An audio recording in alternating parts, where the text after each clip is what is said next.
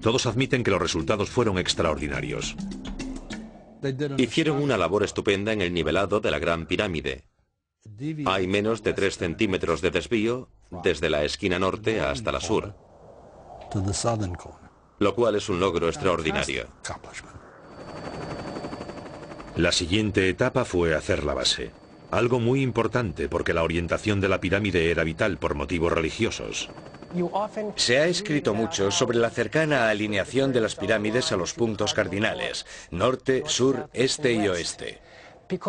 Porque al igual que la pirámide apunta hacia arriba, al cielo, este también está anclado a la tierra por la pirámide, porque los egipcios asociaban los puntos cardinales con el ciclo del sol, con el cielo y también con las constelaciones. Por lo general se acepta como teoría que las pirámides se orientaron mediante observaciones estelares. Dividiendo el ángulo entre los puntos donde una estrella concreta se eleva y se pone en el horizonte, puede obtenerse la dirección del norte verdadero. Pero otros expertos, entre ellos Martin Eisler, creen que los egipcios usaron otro método. Es muy difícil que fijándose en una estrella distante se logre la precisión alcanzada por los egipcios.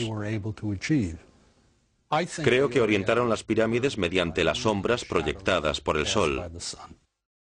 Primero los constructores colocarían una estaca perpendicular denominada gnomon clavada en el suelo. Cuando los ángulos iguales y opuestos del sol proyectan sombras sobre un gnomon, la división de ese ángulo proporciona la dirección norte-sur. Fuese cual fuese el método, la Gran Pirámide fue alineada casi a la perfección. Sus laterales tienen una variación de menos de 1/15 parte de un grado respecto a los puntos cardinales.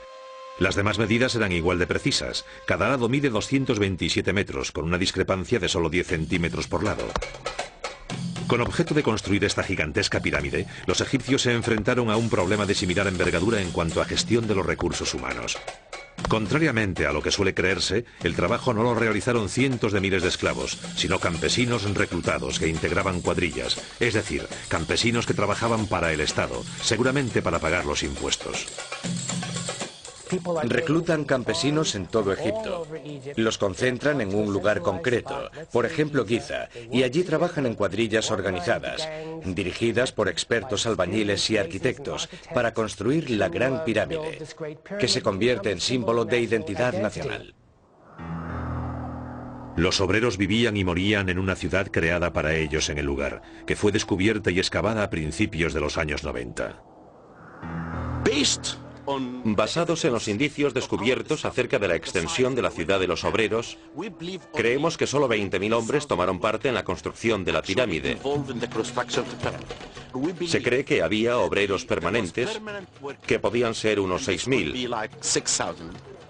y son los que hacen estatuas, los encargados de labores técnicas, dibujantes y cosas por el estilo.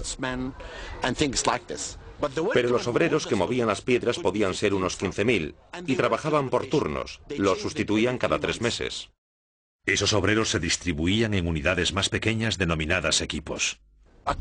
Un equipo constaba de 2.000 hombres y después cada equipo se dividía en 2 grupos. Cada uno constaba de 1.000 hombres.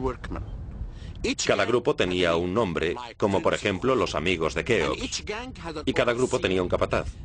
Dividían cada grupo en 5 filas.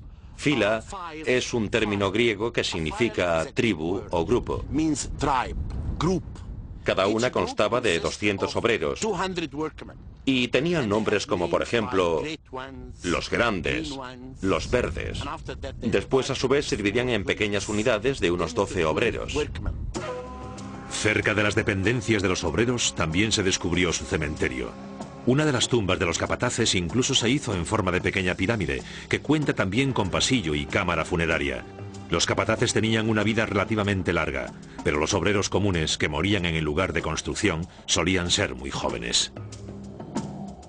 Los obreros solían tener entre 30 y 35 años.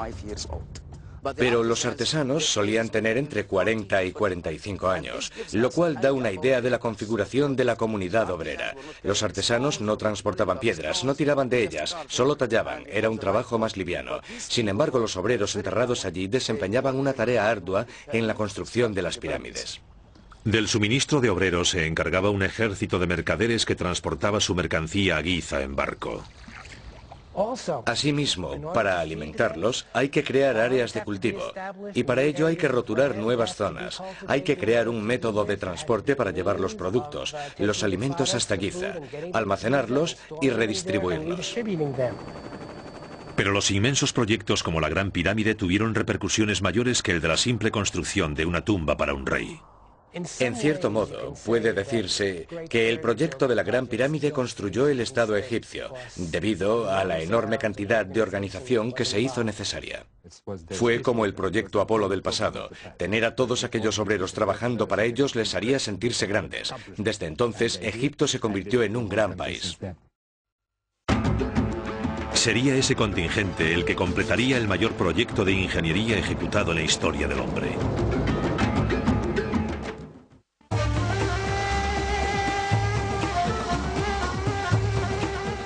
Los obreros que extrajeron la mayor parte de la piedra para las pirámides de Giza trabajaron en el lugar que hace muy poco se libró de escombros.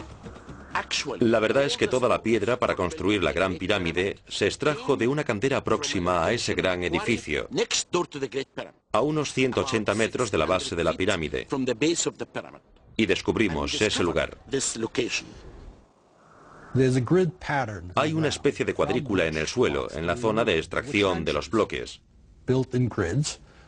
Se trata de zanjas que cuadriculan el terreno. Excavaban las zanjas.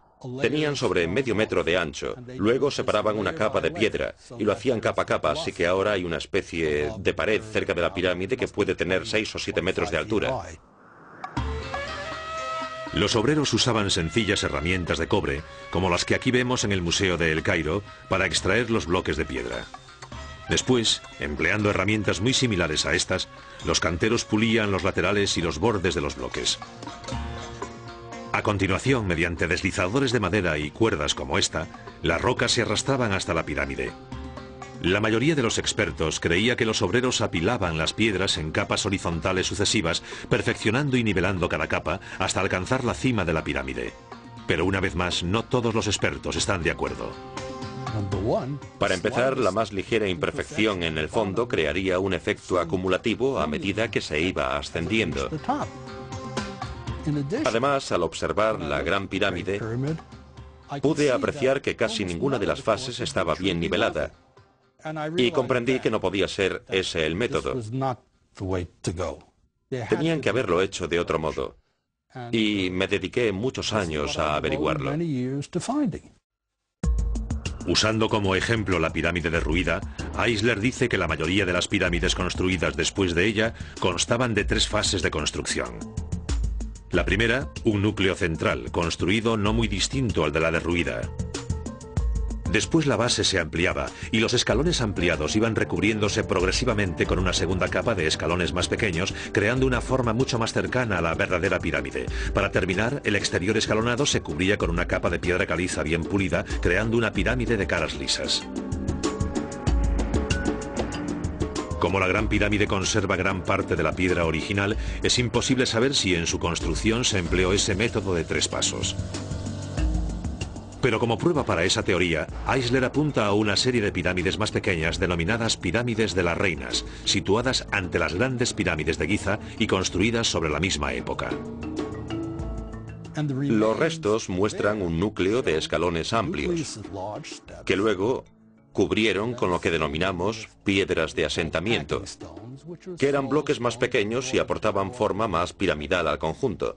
Después todo estaba cubierto con una capa de piedra caliza lisa que convergía en el pináculo de la cima. También existen varias teorías respecto a cómo se subían las piedras hasta los planos superiores. Por lo general,